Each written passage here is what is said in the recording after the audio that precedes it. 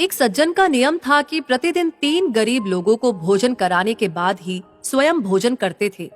एक दिन बहुत खोजने पर भी कोई गरीब न मिला। दोपहर हो गई, दिवाली पास थी।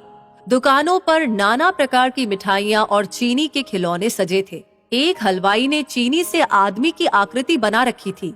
इन्होंने देखा तो सोचा, दूसरे गरीब तो मिले नहीं, चीनी से बने इन गरीबों को ही ले चलो, इन्हीं को भोग लगाकर खाना खा लेंगे। 3 चीनी के आकृति नुमा आदमी खरीद कर वो घर आए तो देखा कि वहाँ 3 असली निर्धन लोग खड़े हैं। उसने उनका स्वागत करते हुए कहा, भाइयों, मैं तो सुबह से आप ही को खोज रहा था, आइए भोजन कीजिए। उसने तीनों गरीबों को बैठाया और पत्नी से बोला, तुम जल्दी से भोजन बनाओ, मैं बाजार से दही लेकर आता हूँ। वो बाजार चले गए। पत्नी खाना बनाने लगी। इतने में ही उनका पुत्र भीतर आया। उसने थैले में पड़े वो चीनी से बने आकृति नुमा आदमी देखे तो बोला, माँ, एक आदमी तो मैं खाऊंगा। साथ वाले कमरे में बैठे आदमियों ने जब ये बात सुनी तो घबरा गए। इतने में उसे माँ की आवाज आई, इतना उतावला क्यों होता है? अभी तेरे पिताजी आएंगे। यहाँ आदमी 3 है, एक तुम खाना, एक तेरे पिताजी खाएंगे और एक मैं खाऊंगी।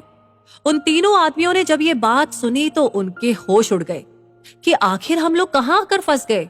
ये लोग तो आदमियों को खाते हैं, मनुष्य नहीं राक्षस मालूम पड़ते हैं। उसके बाद एक आदमी लघु शंका के बहाने घर से बाहर गया।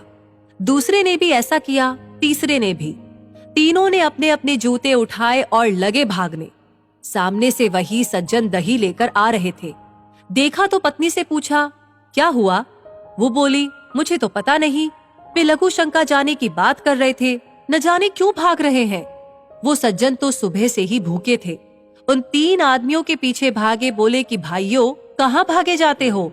हम लोग तो सुबह से भूखे हैं। उन आदमियों ने दौड़ते हुए कहा कि आज तो ये दुष्ट हमें खाकर के ही अपनी भूख मिटाएंगे। अनंतः वह सज्जन उन तीनों आदमियों के पास पहुंचे, उनकी बातें सुनी, उन्हें चीनी के आकृति नुमा आदमियों की बात बताई। तब उन तीनों की जान में जान आई और फिर उन सब ने भोजन किया। तो यहाँ पर हमें इस बात का ध्यान रखना चाहिए कि अगर पूरी बात मालूम न हो तो अच्छी भली बुद्धि में भी भ्रम पैदा हो जाता है। इसलिए कभी भी किसी भी बात पर इस तरीके से रिएक्ट ना करें। वैसे कहानी आपको कैसी लगी, आपकी क्या राय है, जरूर बताइएगा। लाइक आपने कर दिया है तो इसे शेयर करना ना भूले। ऐसी कहानियों के लिए हमारे पेज को फॉलो कीजिए।